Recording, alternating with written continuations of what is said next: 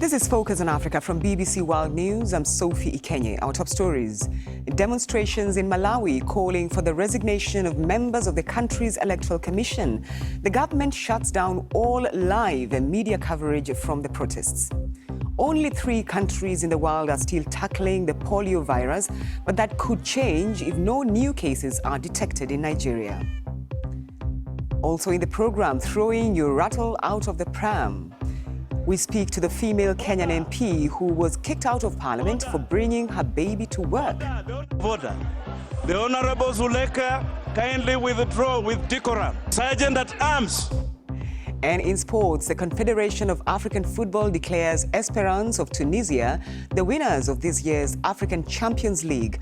But will the fallout end there?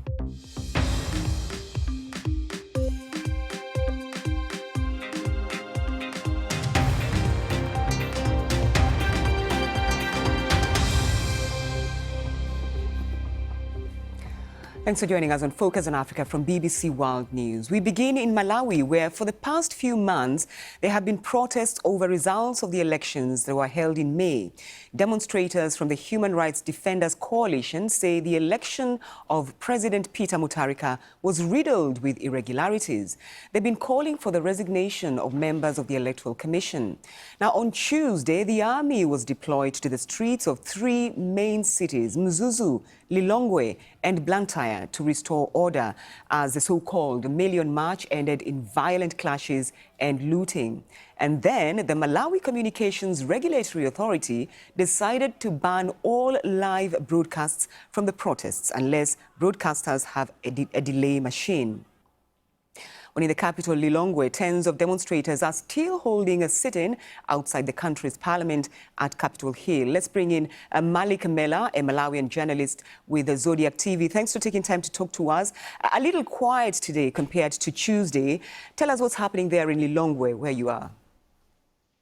Well, a short while ago, it's where the crowd that had gathered in the capital Lilongwe dispersed, but that was until around 5 p.m. later in the afternoon.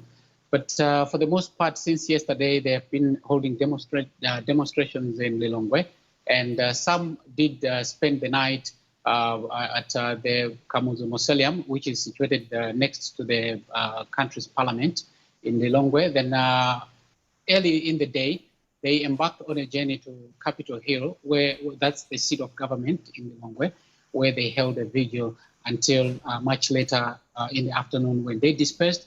And they did disperse with a message that the next course of action will be to hold demonstrations at ports of entries, that's airports, borders, and the main aim being that of closing Malawi so that the make chairperson resigns. So far then, how has this impacted on businesses, both internationally owned and local businesses? Well, it has been a problem in terms of those that are trying to book flights in some instances, because I understand that Kenyan Airways have had to close their offices. Also, there are other banks that have had to close their offices. The pay TV company, DSTV, had to close also. And I'm not sure if they have closed, but I understand that a car dealership, Spao, that's an international company, had its offices, smashed, and a looting took place, and it has been quite a negative scenario. Malik, what was the thinking behind the ban on live coverage of the protests?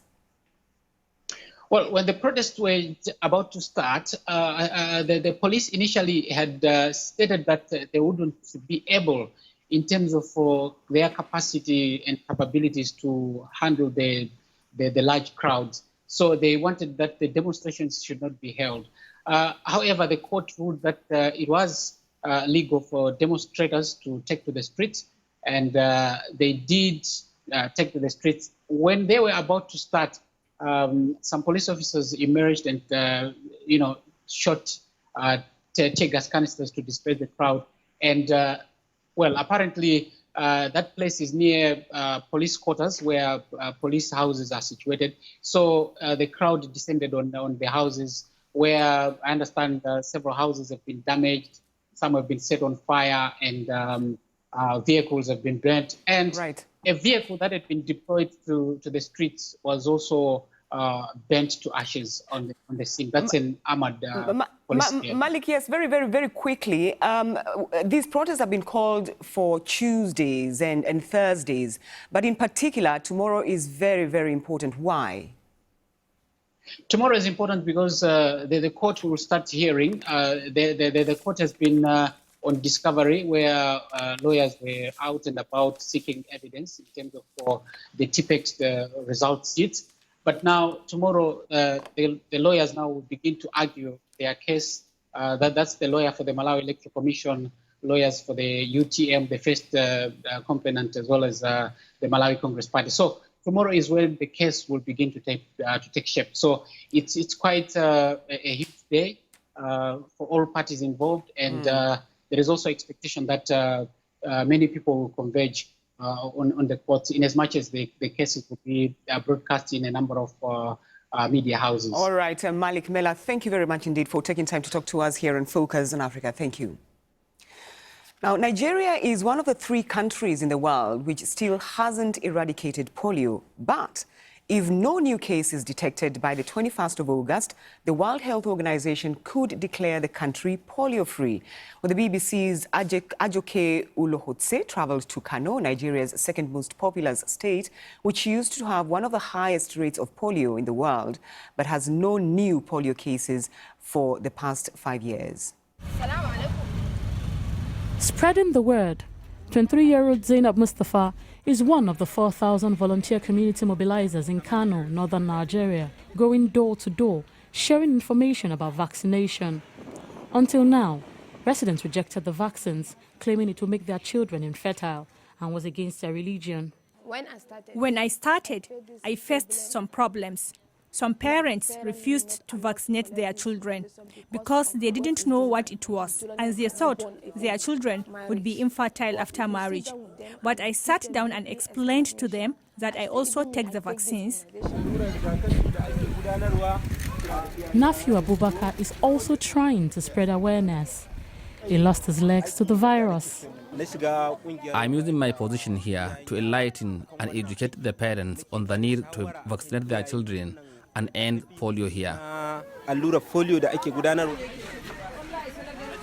Thanks to these campaigns, Kano State has already been 5 years free of the wild polio virus. But the fight is not over, and the government and international partners continue to invest huge amounts in vaccines and public awareness campaigns. The government's Emergency Operations Center also keeps vaccines in cold stores for further distribution across the region. Here at the Kano State Emergency Operations Center, the journey to the eradication of the polio virus has commenced. The stockpiles of vaccines are to ensure that no child in the state would again suffer the excruciating pain or paralysis that comes with this virus. Until that is done, the nation's success story is incomplete. I visited the Khalid bin Walid Islamia, a religious education center helping to change the narrative around vaccines. And we told them about safety of this vaccine, and they accepted also. And now we can say at state level, there's no more polio in Kano State. Kano leaders have helped spread awareness about polio vaccination. Kano was able to bring in this vial, open it, break it, and consume it to inform all, doubting Thomases that after all, this vaccine is not contaminated. In 2017, Kano recorded 19% routine immunization of children. A year later, this figure jumps to 46%, according to UNICEF. The Kano State is polio-free, wild polio virus-free for the last 5 years. It's a huge public health achievement. And Nigeria as a country is without any polio, wild polio virus-free for the last 3 years. If no new cases are reported until August the 21st, the World Health Organization will start the process to declare Nigeria the last African country where this virus is still endemic, polio-free.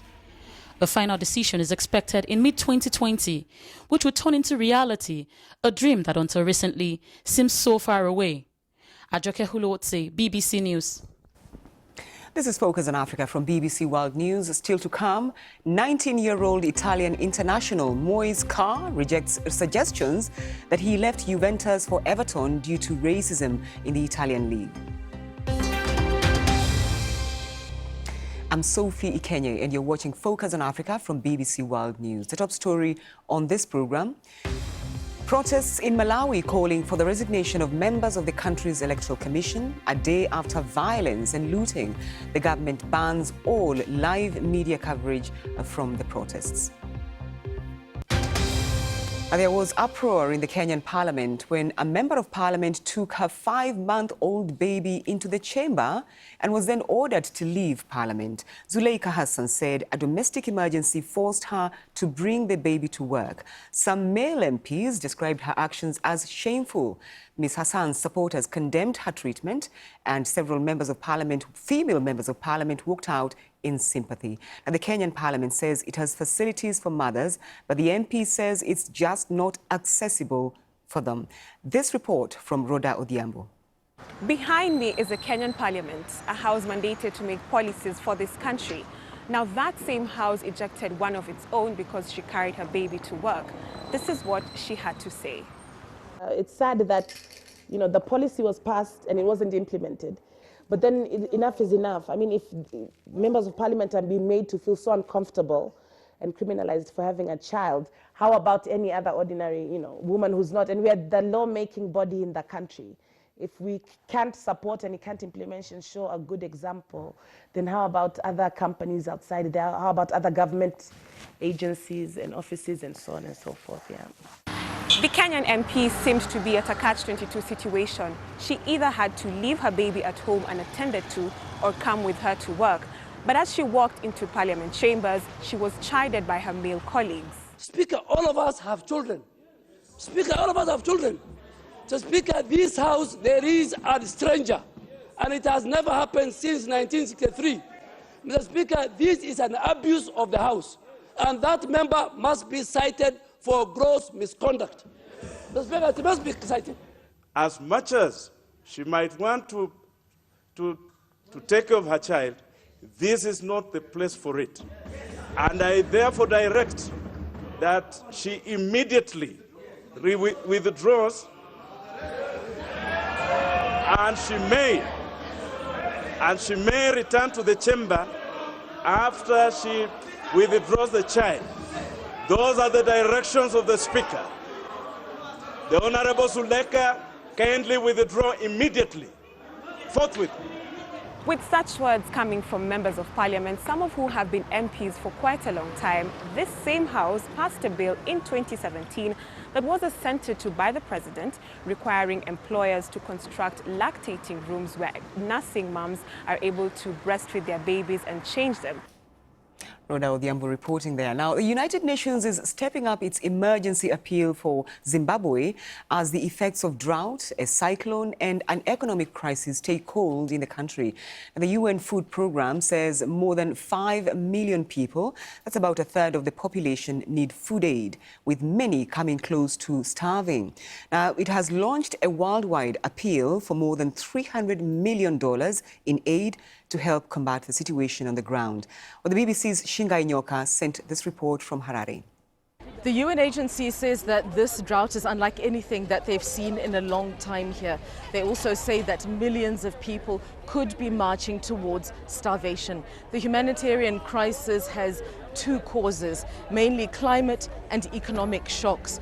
In the rural areas, for example, maize harvests have been cut by half because of the lack of water. And here in the urban areas, an economic crisis has caused food prices to shoot up, and the unemployment numbers are also high.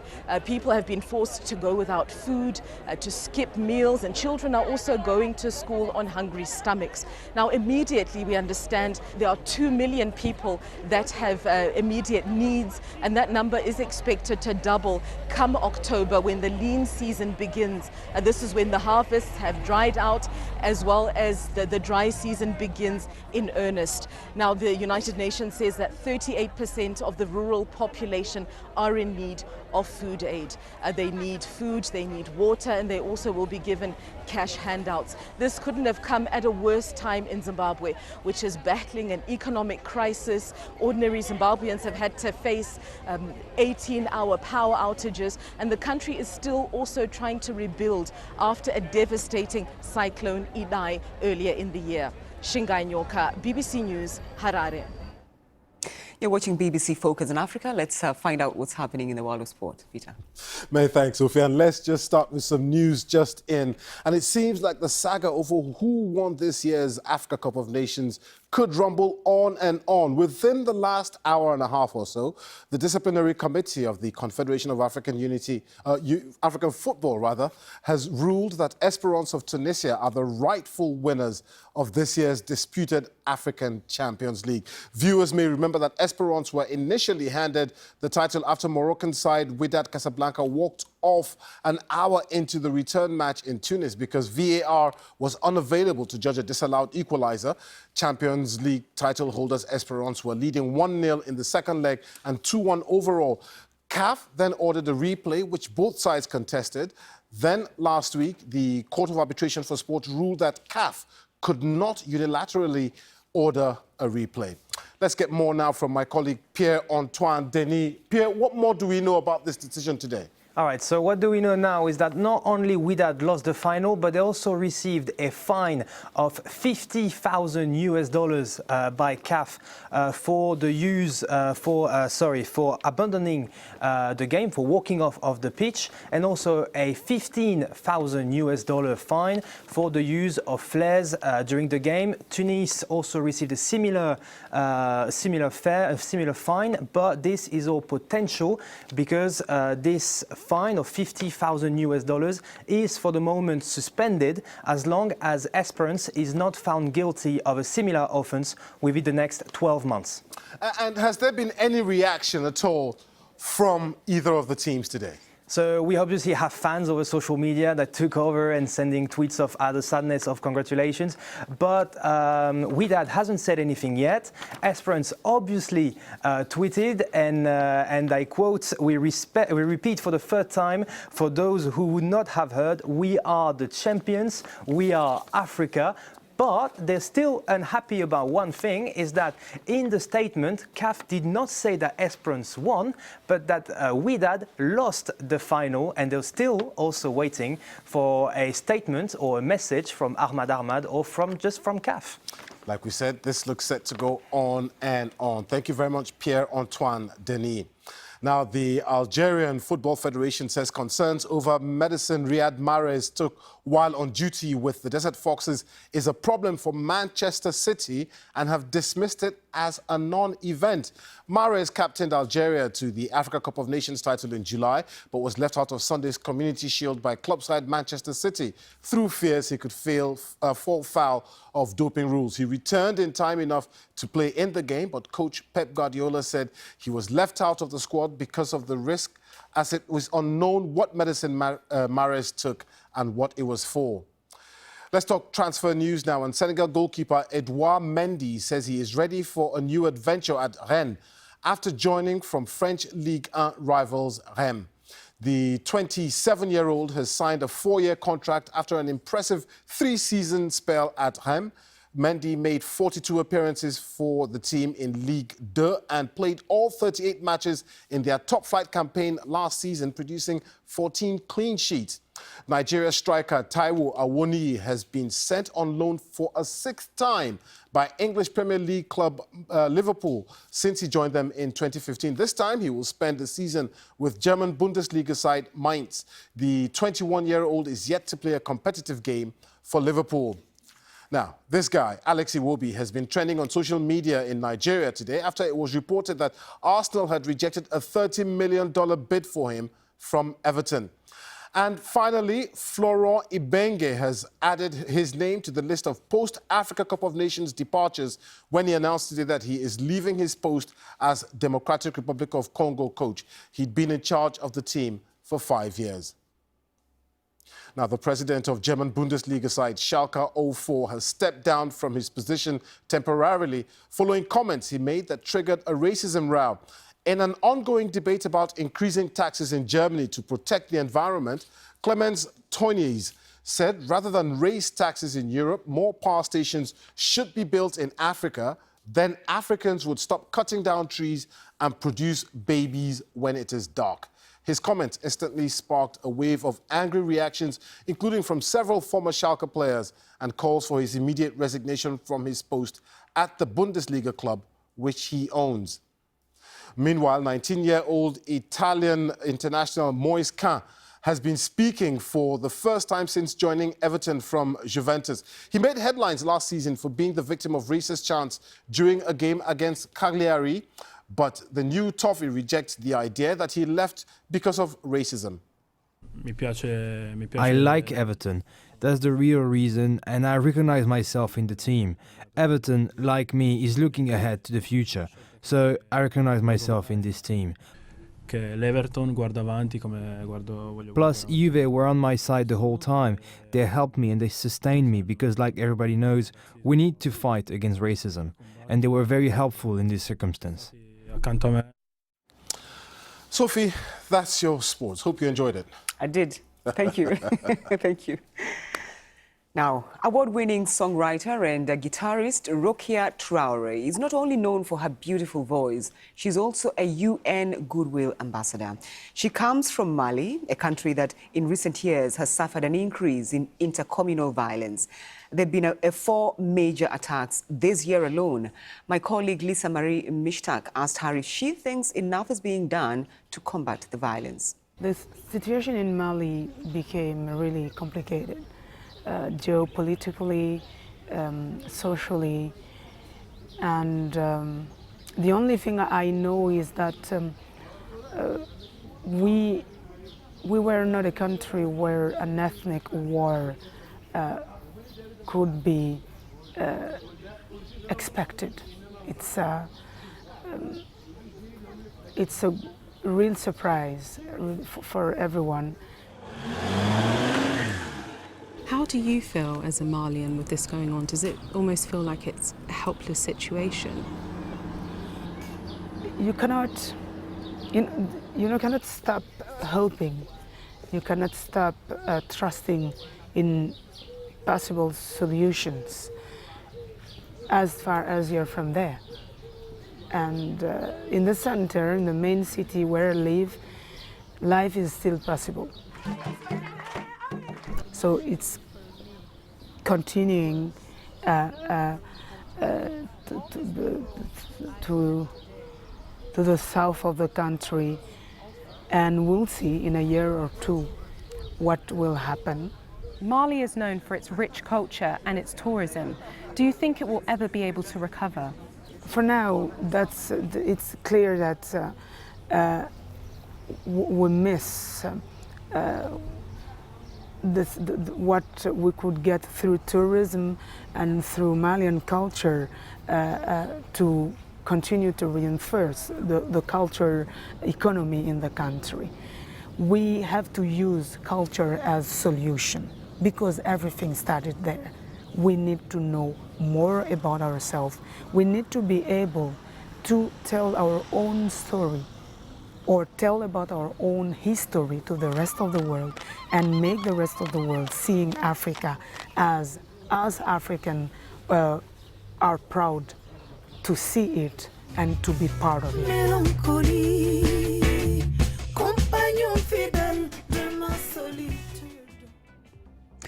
Before we go, a quick look at the top story on Focus on Africa. Protests continued on Wednesday in Malawi in response to post-election disputes. The Malawi Communications Regulatory Authority has decided to ban all live broadcasts from the protests unless broadcasters have a delay machine. That's all from the program. From me and the rest of the team, thanks for your company.